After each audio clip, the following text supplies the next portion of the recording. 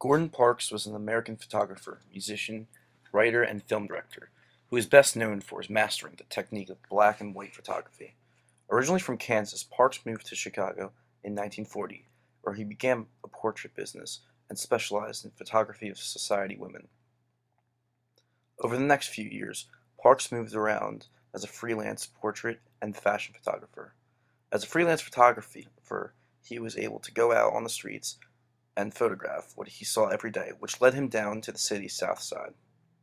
While on the south side, he took significant interest in the black ghettos to capture the injustice that was happening.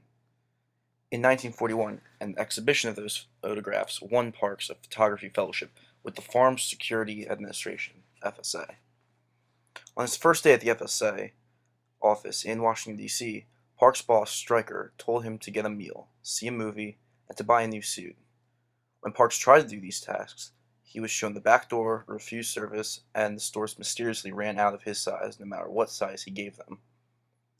Stryker explained to him that his job was to expose how the country really was, and that it was not just enough to simply take a photograph and label it as racist or bigot. Parks' first professional photo for the FSA was American Gothic. A janitorial woman happened to be mopping the floor of the FSA building after hours when Parks asked her to pose for his camera. A couple days after, when the photo was developed, he showed it to Stryker. Stryker's reaction?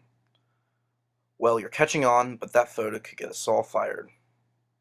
American Gothic captured how the African American was being treated as a second-class citizen in a country that was supposed to stand for freedom. The expression on the woman in the picture's face tells the viewer that she knows that she is being mistreated, and that has been going on for way too long, but she has lost hope. The black and white makes all her wrinkles stand out, bright as she stands beneath the American flag. After the FSA is disbanded, Parks remained in Washington, D.C. as a correspondent with the Office of War Information.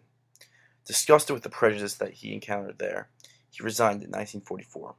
Parks moved to Harlem and became a freelance fashion photographer for Vogue.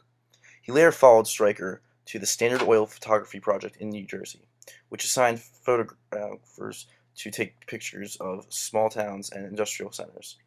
Although Parks moved on to photograph different topics, I feel that his work capturing the emotions and actions throughout the civil rights movement was some of his best. His use of lighting and shadows to highlight the smallest details in each picture really shows the struggle it was for the African Americans to win their freedom. The pictures show the wear on the subjects and the frustration on their faces.